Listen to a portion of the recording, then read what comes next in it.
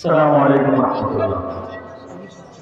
ইসলামী আন্দোলন বাংলাদেশ মহিপুর থানা শাখা কর্তৃক আয়োজিত আজকে বিশাল গণসমাবেশে সম্মানিত সভাপতি সাহেব উপস্থিত রয়েছেন দক্ষিণ বাংলার মাটির মানুষের নেতা, জননেতা, স্বচ্ছ রাজনীতিবিদ, এদেশের আপামর জনসাধারণের আশা আকাঙ্ক্ষার প্রতীক আলহাজ মুস্তাফিজুর রহমান সাহেব। আরও মঞ্চে উপস্থিত রয়েছেন বিশিষ্ট লেখক ও গবেষক তারুণ্যের আইডল, আমাদের এই দক্ষিণ অঞ্চলের আমাদের আশা আকাঙ্ক্ষার প্রতীক মুফতি হাবিবুর রহমান সাহেব, এবং উপস্থিত রয়েছেন এখানে উপজেলা নেতৃবৃন্দ, নির্বাচন পরিচালনা কমিটির নেতৃবৃন্দ, আমাদের সহযোগী সংগঠনের নেতৃবৃন্দ এবং সাগর বিধৌত আমাদের এই মহিপুরের আপামর জনসাধারণ।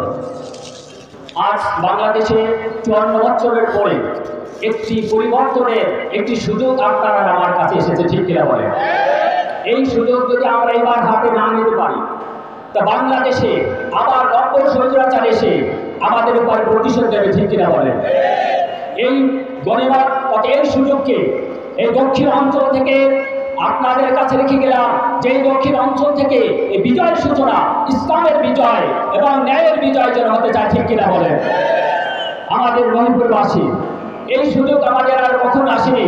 আপনাদের কাছে সে একজন স্বচ্ছ রাজনীতিবিদ নিয়ে আপনাদের কাছে উপস্থিত হয়েছি। আশা করি এই আমানতের যথাযথ রক্ষা আপনারা করবেন, ঠিক কিনা বলেন? রক্ষা করতে কারা কারা রাজি আছেন আল্লাহকে হাত তুলে দেখা। আল্লাহ তাআলা আমাদের কবুল করে শুনেন, আমিন। একটি রাষ্ট্রের মৌলিক 5টি অধিকার রয়েছে: খাদ্য, বস্ত্র, বাসস্থান, শিক্ষা, চিকিৎসা। 54 বছরে যারা এই দেশ শাসন করেছে খাদ্যের নিরাপত্তা কোনো দিনই বাংলার জনগণকে দিতে পারে, ঠিক কিনা বলেন?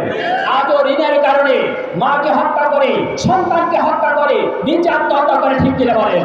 আর যারা এই দেশ শাসন করেছে তারা বিদেশে 300 বাড়ি বানায়।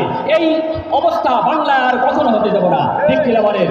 আজও বাংলার মানুষ খাদ্যের জন্য অন্যের কাছে হাত পাতে, ঋণগ্রস্ত হয়। আজ আমাদের টাকা নিয়ে, ট্যাক্সের টাকা নিয়ে, ভ্যাটের টাকা নিয়ে তারা বাড়ি গাড়ি করবে। এই বাংলার জনগণ আর কখনো এটা হতে দেবে না, ঠিক কিনা বলে? অতএব আমি আপনাদের কাছে আহ্বান জানাবো, ইসলামের বিজয়, ন্যায়ের বিজয়ের জন্য আপনাদের জান মাল সব কোরবানি করে ইসলামের পক্ষে অবস্থান নেবেন, এই আশাবাদ ব্যক্ত করে আমার সংক্ষিপ্ত আলোচনা শেষ করছি। ওয়াখির দাওয়ানা আলহামদুলিল্লাহি রাব্বিল আলামিন।